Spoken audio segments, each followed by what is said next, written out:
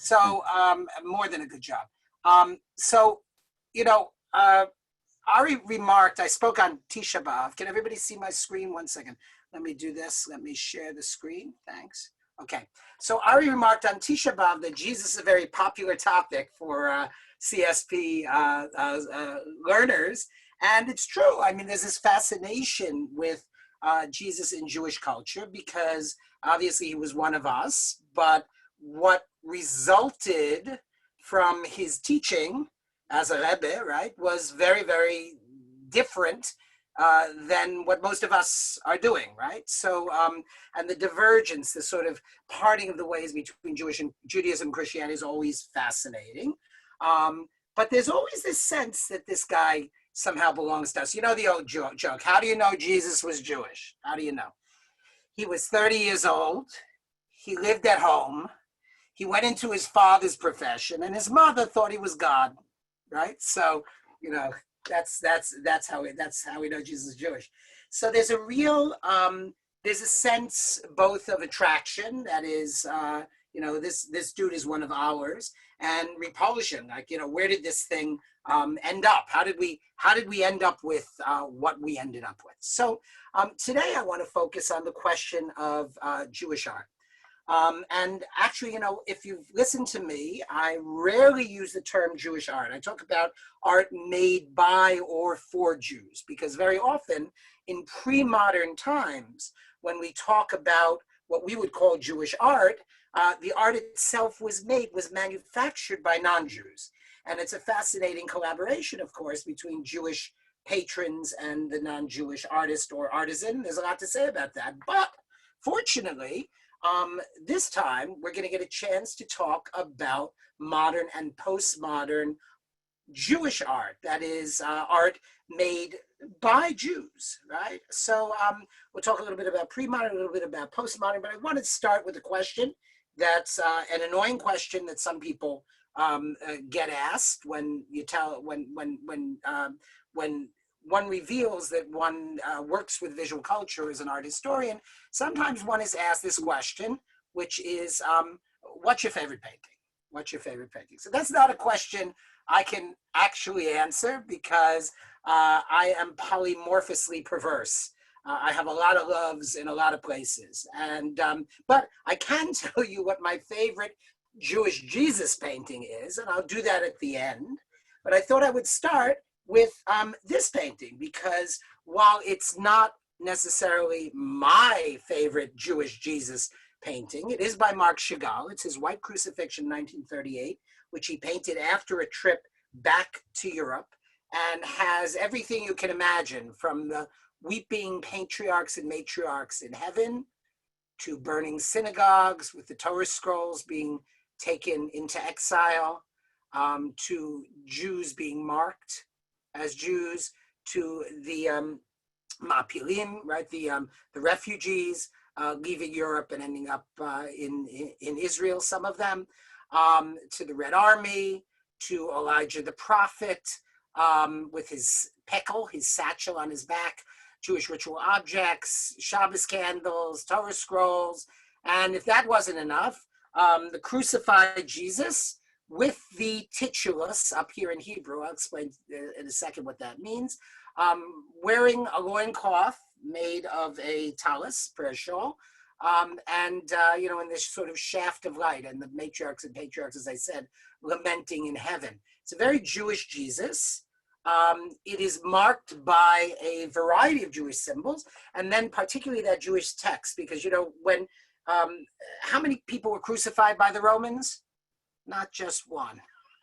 Hundreds of thousands of Jews were crucified by the Romans. Terrible, terrible method of execution. You were hung up on the cross, your feet were nailed, your hands were tied, and then you suffocated because of the weight of your body. And many, many people were put to this terrible death. That death included such additional features and tortures as having to carry your own instrument of execution to the place of execution, that is your cross. We all have our own cross to bear. That's where that expression comes from. And then what you'd done, you know, stole apples, fornicated with a Roman woman, claimed to be Caesar, claimed to be the king of the Jews. Everybody knows the king of the Jews is Caesar. That was written on a titulus, a little title, chalked above your head.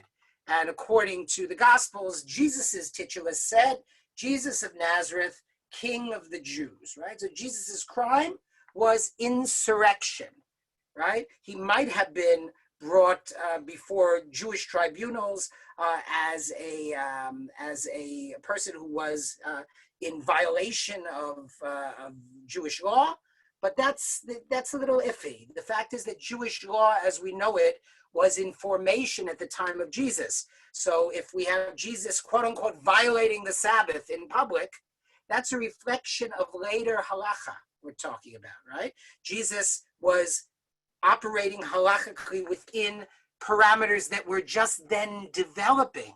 So what later became a violation of the Sabbath, right, or blasphemy or any of those things, may not have been at his time. So whether Jesus was tried and convicted by a Jewish court, he was certainly tried and convicted by the Romans, or at least accused and convicted by the Romans, and his crime in the eyes of the Romans was political insurrection. Yeshua Natsari Malka Diahodai, Jesus of Nazareth, King of the Jews in Aramaic. And very often, these words in Hebrew are placed above the head of Jesus. Sometimes they're written in Latin, I-N-R-I,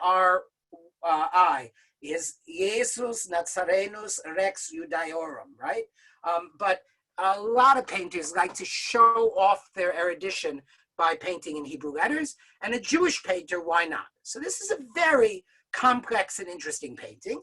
And as I say, it's not my painting, but it is in fact this guy's favorite painting. Not my favorite painting, but it's his favorite painting. Who is this fellow?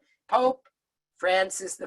And how do I know it's his favorite painting? Well, a couple of years ago, I got an email from a fellow named Father Norbert Hoffman, who is the chairman of the Committee for Jewish-Christian Relations in the Vatican.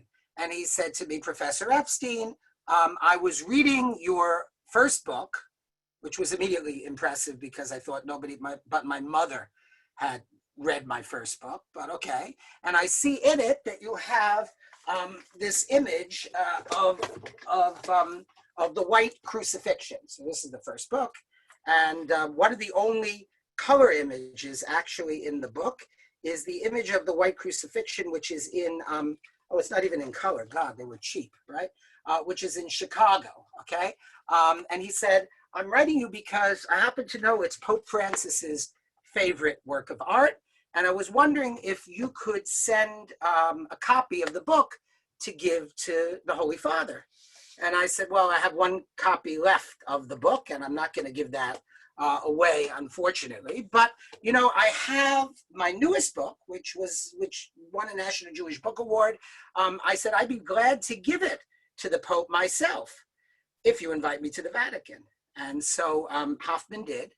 And one of the things that we discussed when I presented the Pope with my book was the white crucifixion and why it was important. And the Pope said that he was interested in the painting because it was a painting of a Jewish Jesus and reminded him always to be humble in the face of Jesus's Jewish roots, which I thought was a very nice thing to say. So we start with the white crucifixion. But in order to understand why Jesus would appear in Jewish art, we have to think a little bit out of the box and out of modernity and post-modernity and ask the question, what did Jesus do in art made for Jews before the modern period? In order to do that, we have to think about medieval art made for Christians and understand what we are up against in terms of the image of Jesus. Why creating images of Jesus as Jews would have been unpalatable for the medieval Jews? Well, one of the reasons is that Jews were notoriously in medieval art depicted as the enemies of Jesus. Here you have the high priest Caiaphas and some henchmen here. You can see they have dark animal-like countenances, and they're bringing little pasty Aryan Jesus before Caiaphas here. And so, you know, if you think about it, in art made for Christians, Jesus is always depicted as obviously the savior and the holy figure, and the Jews are the enemies of Jesus. And it's not exactly a context in which one would feel like one would want to redeem the image of Jesus, right? Also, let's face it, I should have given you a trigger warning, right? The depictions of Jews in their continuing relations with Christians in the Middle Ages are pretty grim. This is the first illustrated printed book ever created. It is the Welt Chronicle, the World Chronicle, published in Nuremberg in 1493 by Hartmann Schätel. And among the many events depicted, we have here the alleged ritual abuse and murder of Simon of Trent, little Christian boy who the Jews in Taranto in Italy, and here they all are named: Israel, Grunella, Moses, Angelus, that's Malachi, right? Vital, Chaim, Seligman, right? They all gang up on this little kid. They kidnap him. They take his blood for the use in Passover matzahs. And then they circumcise him against, obviously, his will. Here, Simon is a stand-in for the figure of Christ, right? Again, not an image Jews could easily emulate. Jesus himself is subject to horrific treatment by Jews. Here's a circumcision from 1450 by an anonymous master of the Tucher altar, in which Jews wearing talitot with Hebrew letters, which don't actually say anything, and sort of criminal countenances are circumcising poor baby Jesus in foreshadowing of what will happen to him at his passion, again at the hands allegedly of the Jews. What's interesting here is we get some sense of some of the accoutrement. For instance, here's this empty chair, Kisa'o shel Eliyahu, Elijah's chair, right? We get some sense of clothing, and here are Mary and Jesus behind the mechitza. So the mechitza here is the curtain of the temple with lions, here fighting with eagles. And the whole thing is this fantasy of Jewish abuse, right? So not a pretty picture. And that pretty picture continues, right? By the time Mel Gibson creates his Passion of the Christ in 2004, we're still dealing with, you know, the innocent Jesus persecuted by the horrific Jews.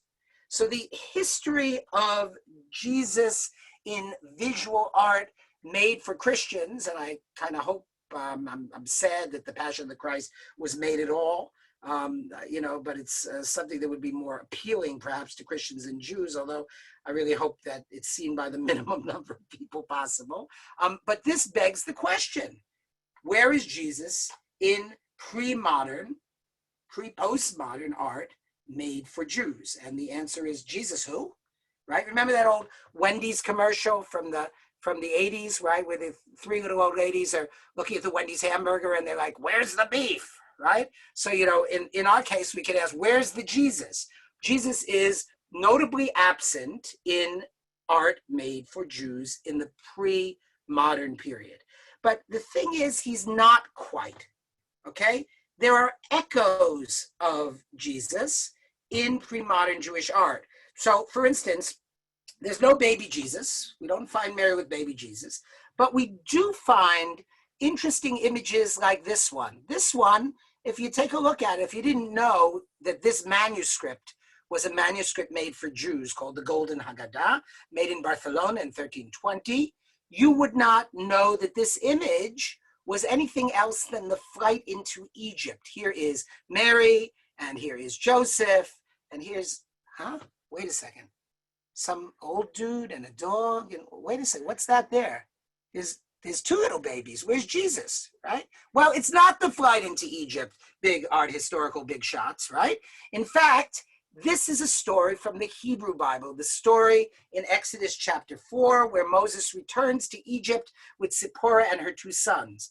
But clearly it is modeled on the classical images of the flight into Egypt, which is an event in the New Testament in Matthew's Gospel, which echoes even in its language the Hebrew Bible story of Moses. So the image was taken, was just, you know, a Jew walks into a shop of a manuscript illuminator and says, I need some images for this book. Well, what's going to be in it? Well, we need Moses returning to Egypt.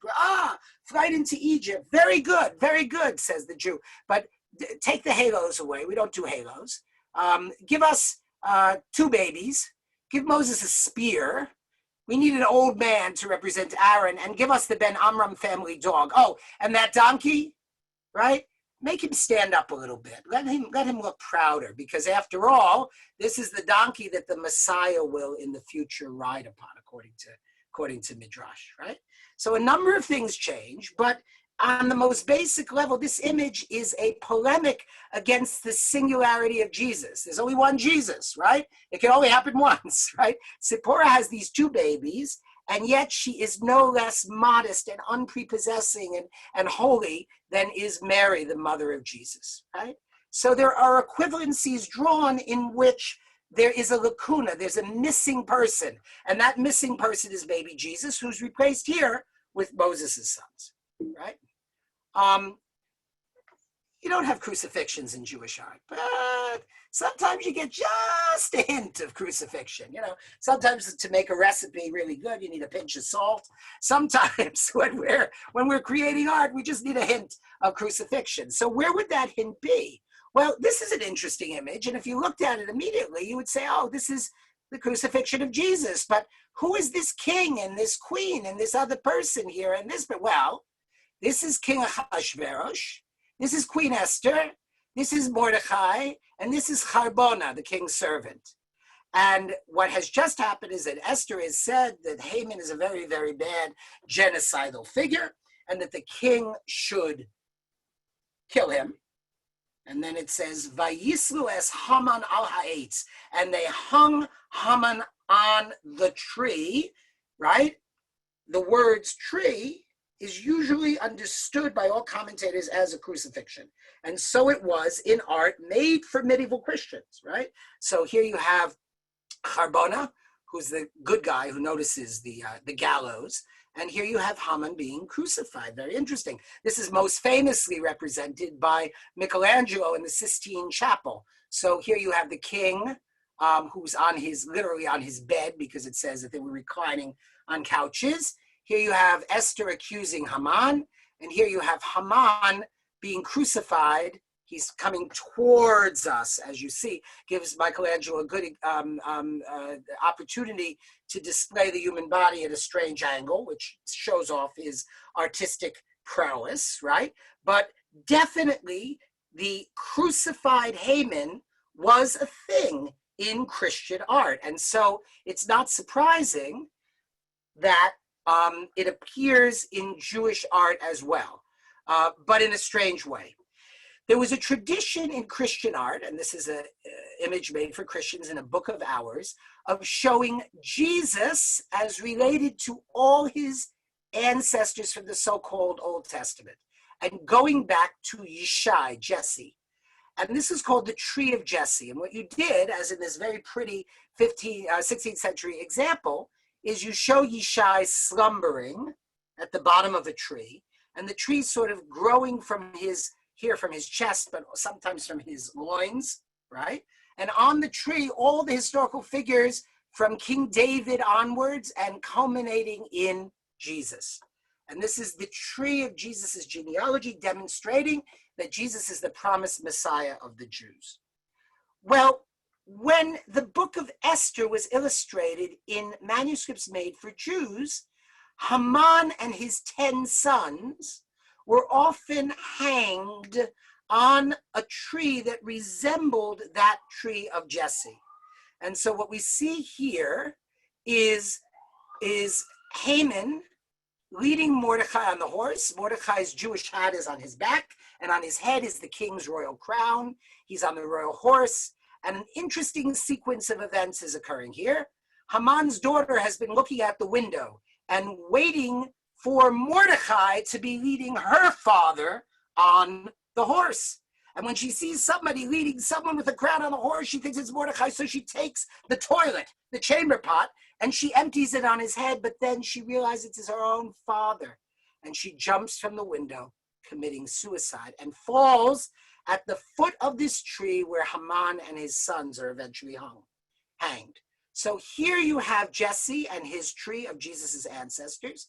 And here you have Haman's daughters, and then all of Haman's sons and the tree. Right? By the way, Haman's daughter is represented twice here. This is a convention in medieval art where you would show action occurring, something like this. Right? So the action and the ensuing action occurring in the same frame. Now, so again, there is no Jesus, right? There's two babies in the position of baby Jesus. There's Haman hanged on a tree as Jesus is crucified.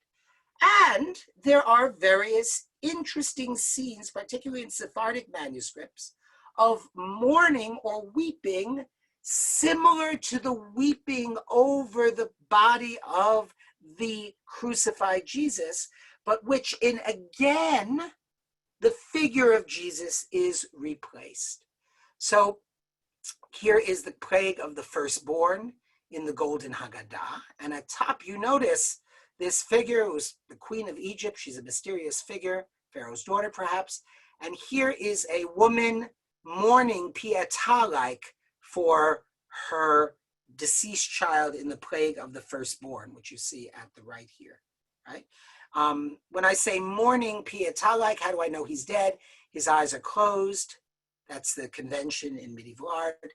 There's a sorrowful gesture. And of course, this resembles Michelangelo's famous Pietà, which was created several years after this image. But this image was an image that was present throughout the Middle Ages, at the time that this manuscript was created, of the mournful mother lamenting her son in many, many different media.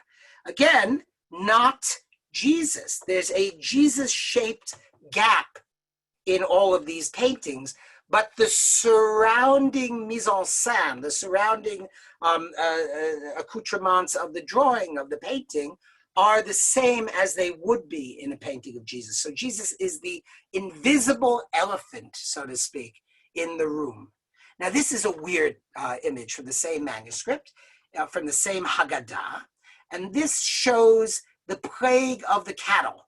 And here you have a bunch of animals at the foot of this tower, and being lowered down from the tower of these animals, a sheep and a ram. Unlike the animals at the bottom, a donkey, a goat, a camel, these animals, the sheep and the ram, could be offered as the Korban Pesach, as the Passover sacrifice. But what's strange is that at the foot of the tower, we have two Egyptians who are mourning the death of their animals. One of them tears his clothes as if his dead sits before him. It's called kri'ah. It's a mourning custom. God should spare us from having to practice it, but you might have or might have seen it, right? The tearing of the garment. And the other has his hand up to his face in this sorrowful gesture. What's really interesting is that here we have sheep and goats that are hanged, and the text of Exodus speaks about Moses's fear that if they the Israelites sacrifice a goat or a sheep for the Passover sacrifice, that would be an abomination to the Egyptians because the sheep or the goat represents the young, the baby of the god of the Egyptians, who was the ram god, the sun god, Amun-Ra. So it would be as if you were taking, says Moses, he doesn't really say this, but an image of baby Jesus and crushing it, right? Destroying it. It is highly problematic. The Egyptians will kill us. Now look at this. In this image with its strong vertical, you have sheep and goats hanged.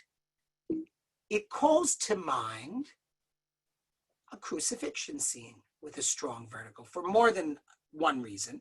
First of all, in medieval Jewish arguments, polemics with Christianity, Jesus was referred to as the hanged one, hatalui, and the cross was called hatoeva, the abomination, which is the same word that's used in the case of the Egyptian Korban Pesach, right? So there's definitely a relationship. Again, you have all the elements, but Jesus is missing. This is really confirmed by this figure here, right? This figure here, mourning with his hand to his head and one hand up, reminds us of our friend in this illumination. Well, this figure is none other than John the Evangelist, right? So you have this descent of these animals, just as Jesus is taken off the cross, and you have the mournful figure of St. John. Look at that similarity, right? Many, many examples of this. Jewish, Christian, Jewish, Christian, right? So at the end of the day, this image on the right from a Jewish Haggadah represents a crucifixion scene without Jesus. And really, without Jesus, those words, is what is at the heart of the pre-modern representation or non-representation of Jesus in art made for Jews. What's going on? What is that about? Well, you know, you have to understand that it is traumatic, even today, for many Jews to talk about Jesus. This is because of Jews being missionized, Jewish fear that they don't know enough about Judaism, and if they hear the message of Jesus, then they will be tempted to become Christians, because after all, it's much easier to become Christian than Jew. The many, many terrible things that have been done to Jews historically in the name of Christ. The repugnance in the heart of Jews at some elements of Jesus's message. What do you mean turn the other cheek, right? We've been beaten down enough. We're not turning the other cheek for anybody. Right? So this idea of passive religious acceptance after Auschwitz is a real problem. What was a real problem for Jews in the Middle Ages also, because they were often persecuted in the name of Jesus or asked to accept the messiahship and divinity of Jesus, which they would not. On the other hand, the image of the crucifixion, the image of the Pietà, the image of the mommy with her baby, the Madonna and child, were so compelling to Jews that they included these images in their art without Jesus. It's like lactose-free milk, right? You get to drink all the milk you want. Milk's a good thing, especially if you have cookies, right? Nothing like cookies and a nice glass of milk, right? But if you're a Central East European Jew, you obviously have lactose intolerance. I myself am both lactose intolerant and also just plain intolerant, okay? So, you know, you right? So you want to drink lactose-free milk. Well, this is Jesus-free art. Madonnas and child that aren't about Jesus. Pietas, the mother mourning the child, that aren't about Jesus. Crucifixions even that aren't about Jesus. So in a way, this lacuna or this emptiness or this lack, this Jesus-shaped hole in art made for medieval Jews is a very good preparation for what happens in modernity and post-modernity. We even have depictions of what we could call Last Supper-like images, right? So for instance, here in the Darmstadt Haggadah, very mysterious manuscript made obviously for a Jewish audience in the second quarter of the 15th century. It's a fascinating book because in it we have women with books teaching and learning from men, debating, discussing texts with men. It's almost as if the patron was a wealthy woman who was projecting her fantasy about the future when Orthodox women could become ordained by the Maharat Yeshiva, as my wife, right? Projecting that back into the 15th century. It's a fascinating book, but it is inescapable that this image of the Seder table resembles a Last Supper. Now, you could say that the depictions of the Last Supper resemble a Seder table, which they do, right? There's debate as to whether the Last Supper was a Passover Seder or it was a meal the day before Passover, that is the last meal at which chametz might have been consumed. That's a debate I won't get into at the moment, and probably best left to scholars of the Greek scriptures of the New Testament. But you say, well, it's a Passover Seder, looks like a Last Supper looks like a Passover. No. The fact that people are arranged around a table in this frontal way with nobody having their back to us, right, is really a characteristic that comes to us from Leonardo's Last Supper, as we'll see, and many other examples. So in the minds of these artists was the consciousness of the Last Supper. But of course, no Jesus. In fact, a woman sits here at the table in the center. This is a page from the Griffin's Head Haggadah, made in the Upper Rhineland Valley, probably in Mainz, around 1300, and now in the Israel Museum in Jerusalem. And it shows a scene here that for years was described as a Passover Seder, right? And it is a Passover Seder, but it's not, as people used to say, a typical medieval Passover Seder. And that's because when I wrote about this book, I demonstrated that this page, which says, Did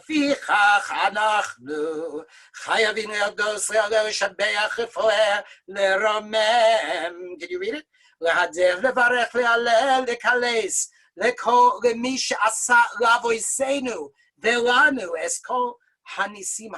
Right? We are chayav, we are required to thank God for having done for our ancestors and for us all these miracles. So the commentators say, for our ancestors, those are the miracles in Egypt. For us, what miracles? No, for us refers to us in the future messianic time. So this table is actually a Seder table in the messianic era. And one of the ways in which you can tell that is that these griffin-headed figures are distinguishable as male with the hats and female. They sit at the table together. Throughout this manuscript, there are depictions of Seder tables, but they never sit together. Here they sit together, they all raise glasses, and this person brings in on a spit the Korban Pesach, the Passover sacrifice, which can only be offered when the temple is restored. But look what the sacrifice is. It's not a lamb, and it's not a kid, and it's not white. Because the white lamb, the white kid, in this period of time for Christians, and to today, represents Jesus. It's dafka, a red ram with golden horns, right? It is manishtana, it is different. It is meant to distinguish this meal from a Last Supper and, of course, the Korban Pesach, the Passover sacrifice from Jesus. Christians said that Jesus was metaphorically the Korban Pesach. So again, a Jesus-shaped hole filled with something else. Okay. Clashing symbols. Okay. What do you do in pre-modern times when you want to use a symbol that has definite Christian meaning? Here, from a Chumash, painted in the Brabant region in 1310, we have a unicorn hunt with dogs and a unicorn, right? This is known from Christian art, right? Here's the hunt of the unicorn. The problem is that in Christian art, the hunt of the unicorn represents the passion of Jesus, right? Here the unicorn surrounded by its killers. Here Jesus surrounded by his Jewish, who are also Muslim, right? Because medieval Christians couldn't distinguish between Jews and Muslims. Tormentors, right?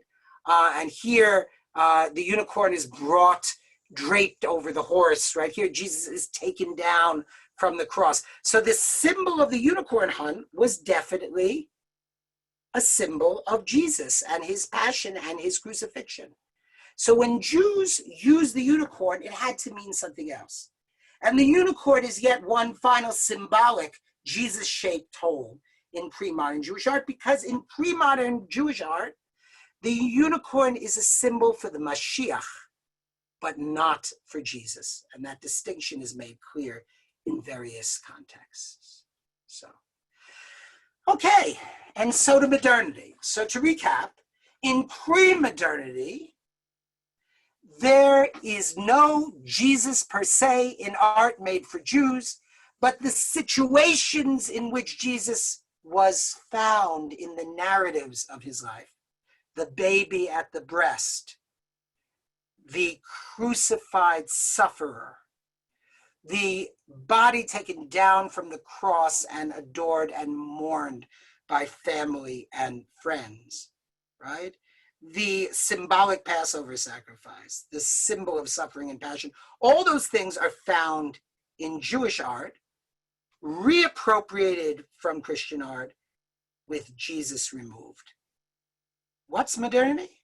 Modernity is if you go to the store and you get a package and it says instant Jesus. You open it up and you pour it into your art, and all of a sudden, boom, Jesus is appearing in art. And boy, is he appearing. For this next section, I depend heavily on my friend and colleague Amitai Mendelson, who is a curator at the Israel Museum and put together a wonderful exhibition called Behold the Man, Ecce Homo, which was illustrations, sculptures, various treatments, iconographic, of Jesus in modern and postmodern art, Jewish and Israeli. In Europe, of course, we have Mark Antikolsky's famous Christ Before the People's Court. He's a Russian artist. He sculpted this in 1876. It's very typical white marble production of the period.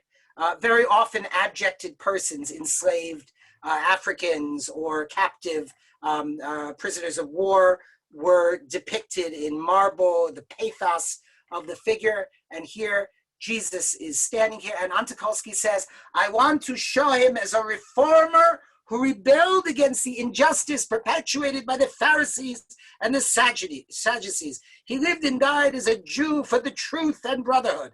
This is the reason that I like to create him as a pure Jewish type and represent him with a covered head. Right? So there's a lot going on here in terms of 19th century racial theory, right? That there's this pure Jewish type, right? Go figure. That's an interesting idea. And then, of course, the idea of reform and that Jesus was a rebel and you know, he was rebelling against orthodoxy, right?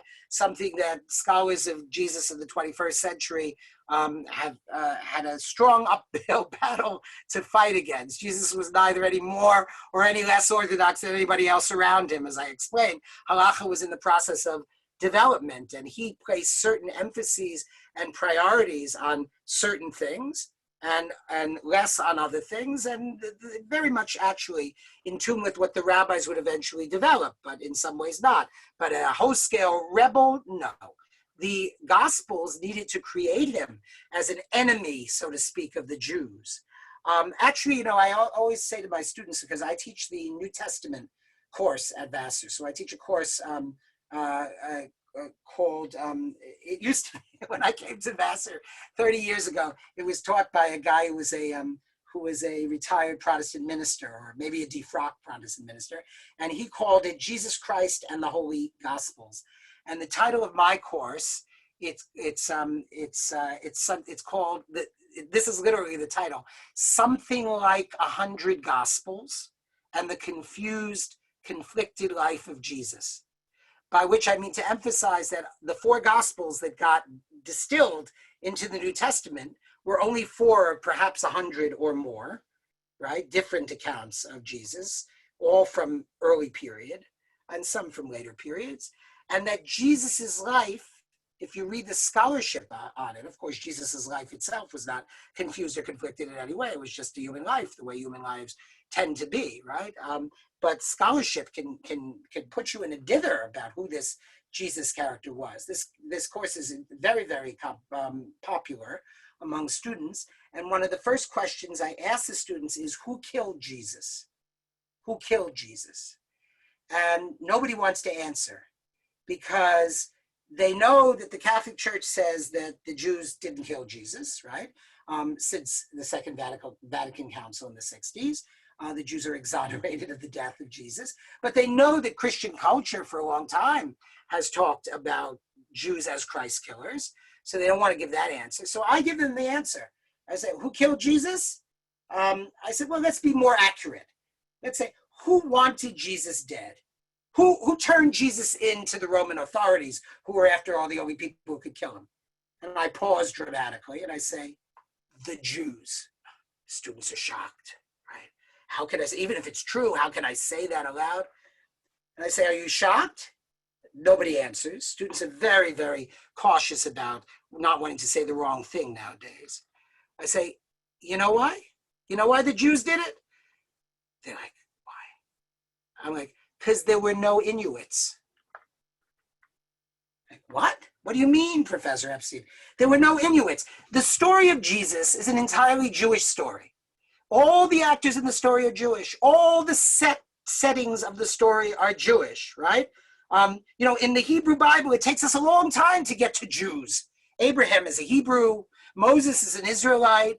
By the Persian period, at the very end of the Bible, you have this idea of the Jews in the last two books, right? Esther, Nehemiah, Chronicles, last 2 or 3 books, the word the Jews appears. But in the Gospels, everybody's a Jew. So it is indisputably true that the people who wanted Jesus dead and turned him over to the authorities were Jews. But also the people who loved him and for whom he was their Rebbe and their teacher, and for some of them, their God, right? They loved him. They were also Jews. So it's a Jewish story. And regardless of Anatolsky's politics, that he wants to see Jesus is over against orthodoxy. There wasn't any orthodoxy, just like there weren't any Inuits, right? There wasn't any orthodoxy for Jesus to rebel against, right? Jesus had disagreements the way Hillel and Shammai had disagreements. Right? But still, the idea is to portray Jesus as a Jew. And then, of course, we have Moshe Ephraim Lillian, who never depicted Jesus per se, but the idea of the suffering man of sorrows. Here is the old Jew in his striped kaftan, or maybe it's, people say it's a concentration camp uniform, but it's not, because it's from 1900. So it's the striped kaftan of the Yerushalmi Jew looking out of Egypt towards Sion, towards Zion. And here he is at the edge of a precipice, and he's girded all about with thorns, just as Jesus is crowned with thorns. He too is crowned with thorns, right? So again, it's a Jesus-shaped hole here plugged by an old Jew. That's a very medieval kind of model. The martyrs of Kishinev. So the Kishinev pogrom, 1902, I believe, or 102. Here is, again, an old Jewish man in a skull cap, wrapped in a tallis, burnt at the stake with the Torah scrolls and the books. But the Torah scroll flies heavenward in the hands of a sexy young male angel, who kisses the old Jew on his forehead, and whose strong outstretched wings cause the whole image to become one of a crucifixion, right? So Lillian is definitely thinking about and is influenced by crucifixions. And then we have our old friend Marc Chagall, who painted crucifixions numerous times. His crucifixions were of 2 types. The white and yellow crucifixions give us the Jewish Jesus, and the white crucifixion, he's wearing a tallis as a loincloth. Here he's actually wearing tefillin, right? This is a sort of explicitly religious commentary. You have the Madonna and Child here. You have the Jew who's marked as a Jew, the crying angels, the ladder being removed, the Torah scroll floating in the air, the shofar, right? On this side, it's much more sort of historical, right? The figure on the roof figure represents the precarious existence of Jews, but also in a way for Chagall, and this was not emphasized in the musical figure on the roof because it's more complex, not only precariousness, but uselessness, right? If you're up on the roof, you have your eyes on the stars, you're not really thinking about the ground, you're not really thinking about practical things. Oh, sorry. And here the Jew crucified in the clothes of a shtetl Jew, right? And on the ground, the Madonna and Child lie dead. And more crosses going down the road, and people dead in doorways, right? So it's the theological and the concretized religious. And the white crucifixion brings those elements together. And you can see why it would catch the Pope's or anyone's eyes. Those other two paintings are affecting, but this is really a colbo. It's a catch-all. It has everything in it, and it's a profound painting in that sense. Israel had its own both issues and strengths in thinking about the figure of Jesus. After all, Jesus was native to Israel. It was its soil and its air and its water that nurtured him, right? His problems, his metaphors, his considerations were completely tied up with the Eretz Israel of his day. I always explain to my students in the New Testament course, Jesus spoke often in parables and almost riddles. And at one point he says, it's easier for a rich person to get into God's imperial reign. He had this phrase he used, Malchuta Dishmaya, which means the reign of heaven. Usually it's translated as the kingdom of heaven. So when I say to you kingdom of heaven, you think of a Disney castle in the sky, right? But when Jesus said Malchuta Dishmaya, he meant Caesar replaced with God right here, right now, right? We would be under the jurisdiction. In Greek, it's basilio tuteo, right? God's imperial jurisdiction, right? So Jesus said it's easier for a camel to go through the eye of a needle than for a rich person to get into God's imperial jurisdiction. In other words, you have to let go of your attachment to material things, right? But what is this metaphor? A camel through the eye of the needle, right? So people imagine, a camel has a long neck and you're pulling it and you're pulling it and you're trying to thread it through the eye of a needle, right? Okay, that's sweet, but it's not what he was talking about. In Jerusalem, in Jesus's time, there was a gate. Now it's known as the Damascus Gate. At that time, that gate had a big gate where caravans would come through, coming from Syria, what's now Syria, Damascus from the north. And it had, at night, they would close the big gate and they would open a tiny gate inside the big gate, big enough for one person to come through, but not the caravans, because there was nobody at night to tax them and to inspect them for security purposes. So they got people in one at a time, right? Because they didn't have the staff to do security and taxation at night. And that gate was called the Chuta de Machta, the eye of the needle. So when Jesus says that it's harder for a rich person to get into God's imperium than it is for a camel to go through an eye of a needle, he's talking about a specific place that he knew in the land of Israel, right? So that chibatzion, that love of Israel, is really central in his program. And so Israeli artists repay the compliment. So Rubin painted several paintings of himself as Jesus. Here he is showing his hands, which are stained with paint, and it's in the mode of the man of sorrows, Christ as the suffering Redeemer. Here you see Mantegna, that lean of the head, right? Those hands exposed. Jesus shows his wounds. Rubin shows the wounds of love inflicted by the paints on his hand, right? But there are no angels, right? So the supernatural is removed. And that's just as Jesus, there's a Jesus-shaped hole in medieval art made for Jews. There is a supernatural shaped hole in modern and postmodern art made by Israelis, right? So here's the temptation in the desert on a very human scale by Rubin. Of course, it echoes in the way the figures are stretched out. Titian's Touch Me Not, and Mantegna's Agony in the Garden, right? But this is an Eretz Israelian vista, right? A parched desert vista. So bringing Jesus and his narratives back from the Italian landscape and from the German landscape and the Russian landscape, right? Bringing them back to the Israeli landscape. Here, a very affecting painting, Jesus and the Jew, right? Jesus here showing his wounds again, very Semitic stereotype of a face, and this old man leaning on his cane. But in the meantime, In spite of the broken wall and the barren hills, there's signs of life in the trees and the flowers. And Jesus is sort of making a motion in the direction of the Jew. And this, of course, resembles Lillian's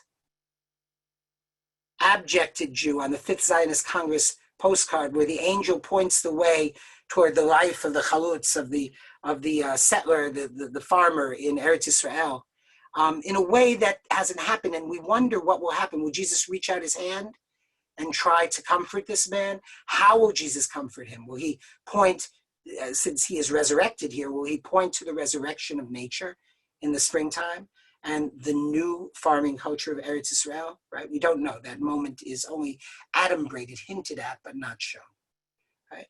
Madonna and Child, right? This one called the Madonna of the Vagabonds, obvious connection in Reuben to the paintings, medieval paintings of the Madonna.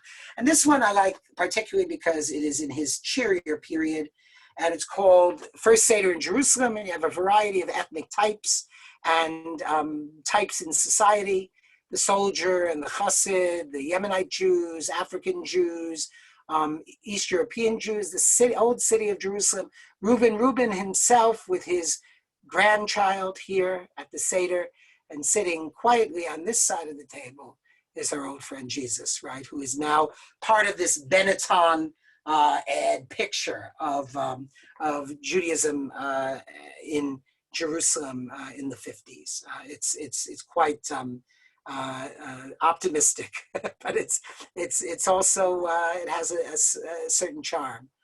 These are the Reubens that people like to collect, and he's looking wisely at us out of the painting. Right? Israelis are particularly fond of crucifixions. Tzvi Greenberg, the poet, wrote, go to Galilee, wrap your body well, and do not say, he hangs there dead on a tree. He hangs in the center of the world and looks out to the last generation. At the end of the world, he longs to return to the land of Israel. And he will return to the land of Israel in the prayer shawl that was on his shoulders as he went to be crucified. It's almost as if those words written in 1923 are in the mind of the artists who create images like Chagall's image. The Israeli versions can range from the Moshe Kastel's kind of very traditional image, nothing here that's even particularly Jewish because he has Hebraic but not Hebrew letters. You see, the Israeli artist deliberately makes the letters look Hebrew, but they don't say Yeshua Natsari, Malka Yudai. They're not correct. Moshe Hoffman, in his series 6,000,001, depicts the Holocaust victims as Jesus.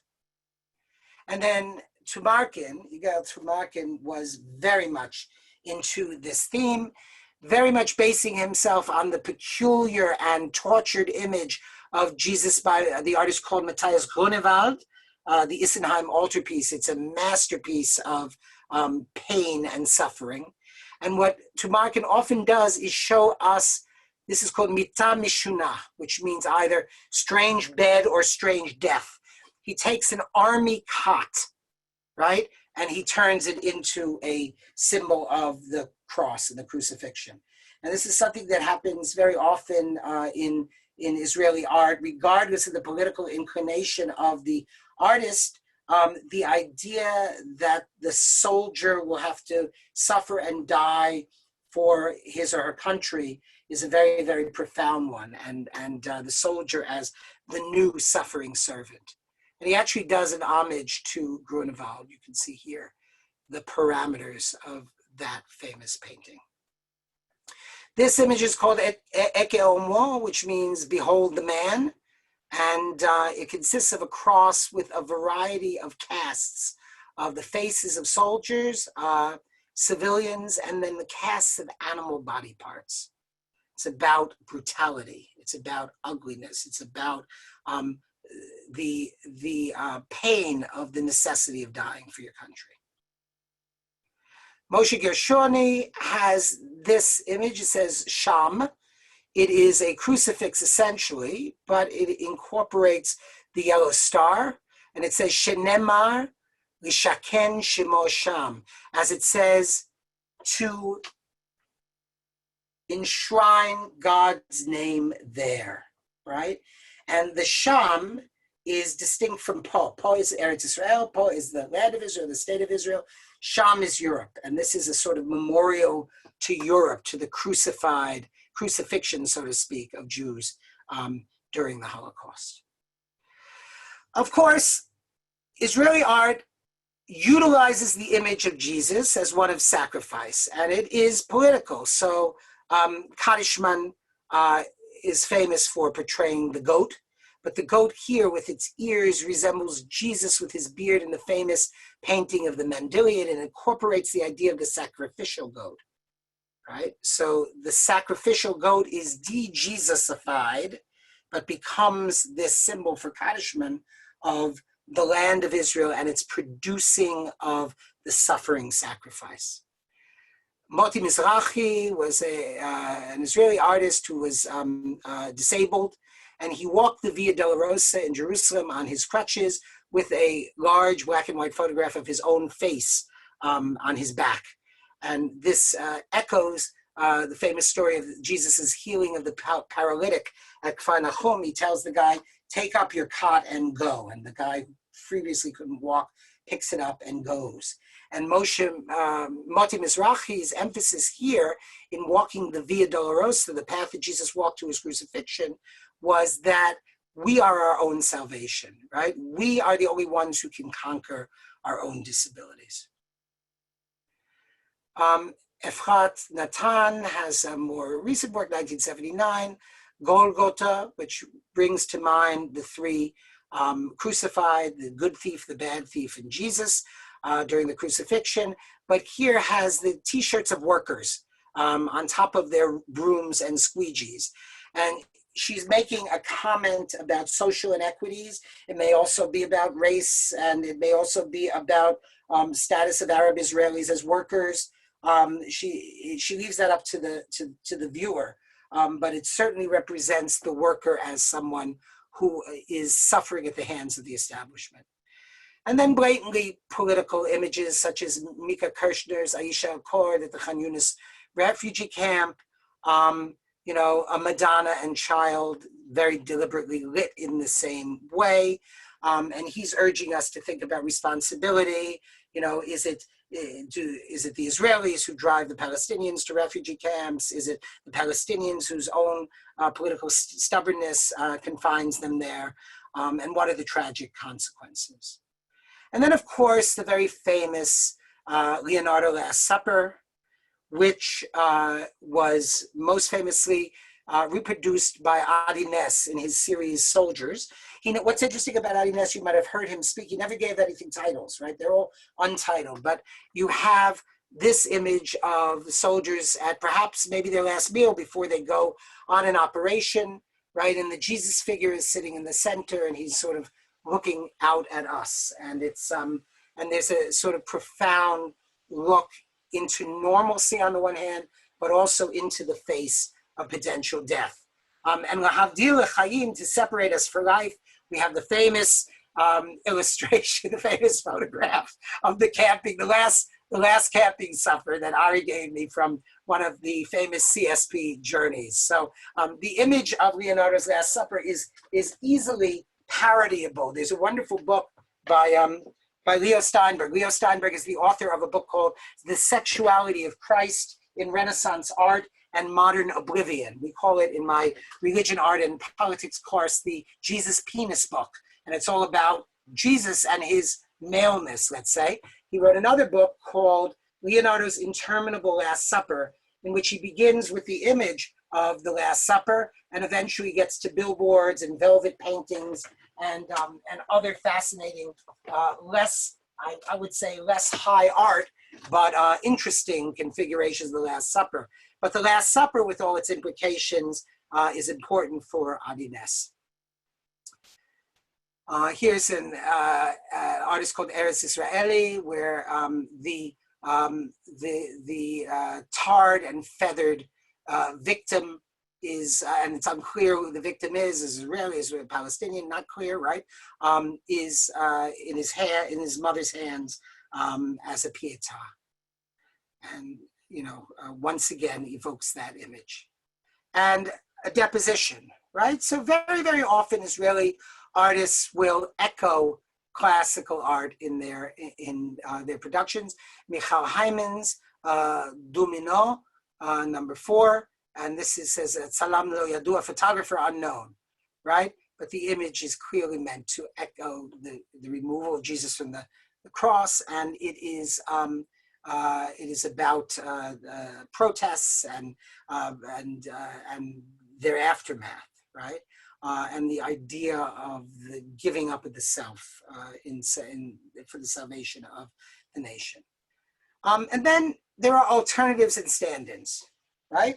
If you don't want the weak, enervated, crucified Jesus, even the one who triumphs over death, you can have Adi Ness again and have the muscle Jew, right? And have the Israeli soldier. And for Adi Ness, the question is this a celebration or a critique?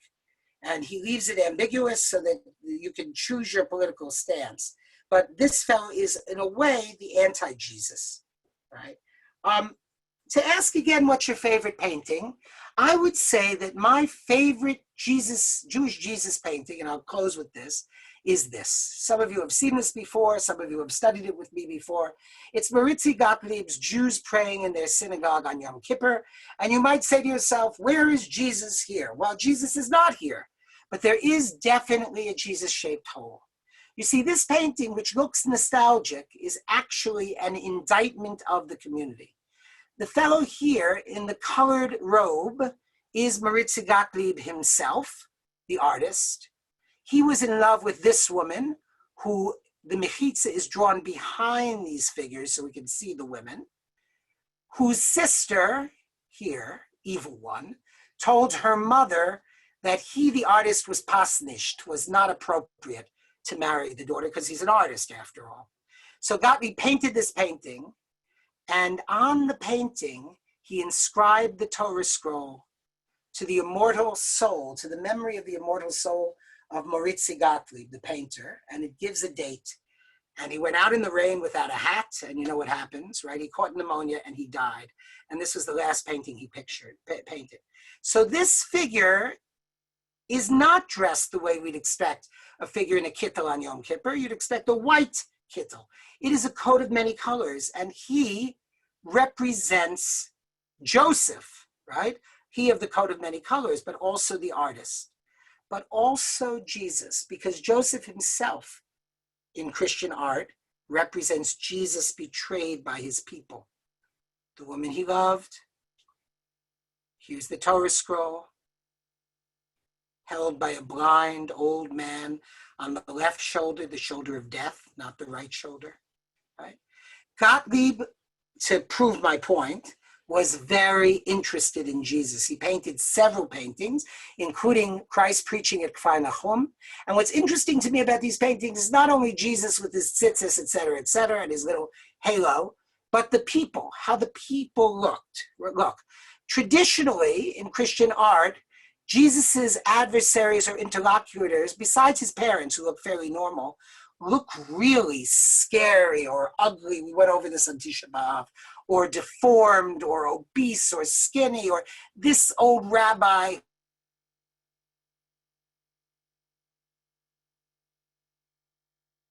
looks like this dog, right? Apes and dogs, right? And in fact, when Gottlieb paints Jesus before his judges, the scene is not like Antokolsky's scene, a sort of calm scene.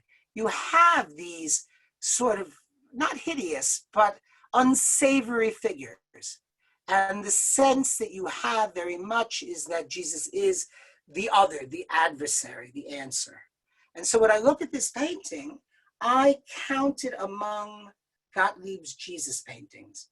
It's a Jesus painting, it's a Joseph painting, it's a very personal painting, and it's a painting that tells a story that on an individual personal level is as affecting as the grand narrative or myth of Jesus. Thank you very much. Wow. Professor Epstein, we'd like to thank you. Thank you. And what a wonderful presentation. I want to point out a couple things. First of all, that Marc Michael's email address is here. If anybody has questions that they want to follow up, please feel free. I know we're a little bit, this was outstanding. I agree, Maria. Really an outstanding lecture, an outstanding talk. I have a couple questions for you. There were some things in the chat. One was, I have two clarifying questions from the chat. One has to do with, in the 3 oaths, Jews were instructed by the rabbis to turn the other cheek for 2 millennia. Is that accurate? What do we do with that? I don't know what Michael Kaftor is referring to. I'll have to do some research on that. I've never heard of the 3 oaths. Yeah. All right, so we'll let Ari know that when you come back, you have to respond to this. That's yes, good. Yes. The modern period begins with the Renaissance in the 1500s. That's what. Well, I don't know. I would say that modernity begins with it depends. You could say it begins with the colonization of America. You could say that it begins with the Enlightenment, right? But for my purposes, it's probably from about 1600 on. Fantastic. Okay. Just a couple questions I want to ask you, which is, were there, and we see it, I guess it's in the late 1800s, early 1900s, of the ethnic depiction of Jesus, or of at least the Jewish people. Did the sensibility in the modern period that Jesus came from the Middle East and probably didn't have blonde hair, did that make its way into the Jewish art at all? Was that part of the sort of? Yeah, I mean, I think Jesus is not depicted as a blonde in Jewish art at any point. Jesus is also depicted as a dark-haired type in art made for Christians as well. So there is this burgeoning sensibility. At the same time, Jesus continues to be depicted as a blonde-haired, blue-eyed, gentle, long-haired hippie type, suffering the children to come unto him at the very same time as he is ethnicized. So you have both strands existing at the same time. Mm-hmm. If someone wanted to go online and explore Jewish, and in addition to reading your excellent books, let me say that, if someone wanted to go online and visit museums virtually where they could see Jewish art and the classics in terms of how Jesus is depicted, what are your favorite museums? What would you recommend? Well, it's hard. I mean, so to find the incidences of Jesus in Jewish art that way is like sifting through the ocean with a sieve. I would rather start with the Israel Museum's excellent catalog and online database of this exhibition, Echeomo, E-C-C-E-H-O-M-O, Echeomo, Behold the Man, and that will give you points of departure. Then you can find the images in various museums and the bibliography. I think that's probably the way to go about it. Okay. I think we're going to wrap up. I just want to ask you, before I hand it over to Amy, a very important question.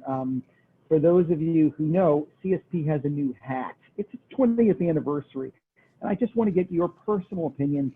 Which CSP hat do you like better? The old CSP hat that I'm wearing right now, or the new one that I have in the background? And, and I see that actually Wendy's wearing the new one. You look great. Let's see Wendy. Okay, hold on. Okay. Wait, the new one. I gotta find Wendy. Wendy. Hold on. There's so many of you. Yeah. I'm just looking for a loophole. Okay, I'm sure she's heard that many times. Okay. Yeah. 1 second. Wendy, I saw her before. Well, we have Joanna Hinnick likes the old there she one. is. Yeah. I like the new one, actually. I like the new one. Of course, Ari's going to charge me for it. That's the problem. Yeah, well, these things Really happen. cheap. Listen, it was a great pleasure. And oh wait, there is a real question that just came in from Irene Lewis. Thank you, Irene. Out of curiosity, are your interpretations your own, or are they based on other scholars' research? And how much research is done on this particular subject? Oh, there's been some done. Amitai Mendelsohn has done a bunch, and it's been that's interesting. And I'm basing it on some of it on his. Nobody's done anything about this, what I call the Jesus-shaped hole, in the medieval period. So that's all me. Look, the problem is, as in many topics in art, very often the way art is presented is you say, here's an image of Jesus from 1554, and here he looks like this, and here's one from 1556, and he looks different, right? Very little analysis, more sort of gathering things together. So you can read stuff like that. This is not my primary interest, so I haven't written anything about this, but I'm beginning to think I should write about Jesus in pre-modernity. By the way, I see what you mean by the three odes. Yeah, that's a complicated. The three odes is a complicated story. We can talk about it another time. I'm used to hearing the Midrash in Hebrew. So when you say the three odes, I had no idea what you were talking about. All right. Okay. Well, I want to say just a couple final words. Getting back to the hat for 1 second. I think today it was an honor for me to be the guest moderator for CSP, and I guess today the hat could be Charlie Savanor presents CSP. Oh.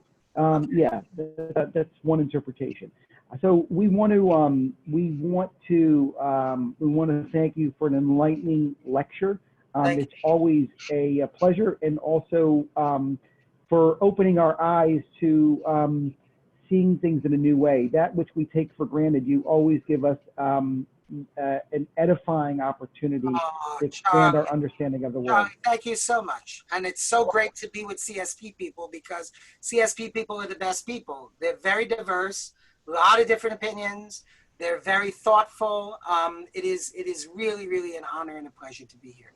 So until next time. I want to agree, and that's part of what makes it so exciting that CSP has expanded its reach from the West Coast to the East Coast and everywhere in between. Finally, once again, before I hand it over to Amy, just we're living in an unprecedented time, and we hope that everyone is safe. And we're so grateful on behalf of CSP that you're making the time to be with us. The learning we do is such a wonderful oasis and inspiration to help us through this. And we look forward to seeing one another in person on the other side. Let me hand it over to my good friend, Amy Robinson-Katz. I just want to say thank you both. Thank you, Professor Marc Michael Epstein, and thank you, Rabbi Charlie Savanor, for being with us today and for an amazing presentation. Don't forget, everyone, on Tuesday, we're back with Wendy Zerler for part 2 of the Contemporary Israeli Writers. This one is focused on Edgar Keret. And on Thursday, it's Jewish Readings of Modern Movies and TV, part 1 of 4, Star Wars. So don't want to miss those. So yeah. So have a great week, and thanks again. It's great to see everybody. Take care. Great to see you all. Thank you. Great Bye-bye. to see everybody. Good to see everybody. Bye-bye. Thank you. Hi, Yana. Bye-bye. Bye, Wendy. Bye, Jerry. Bye, Batya. Bye, Malmans.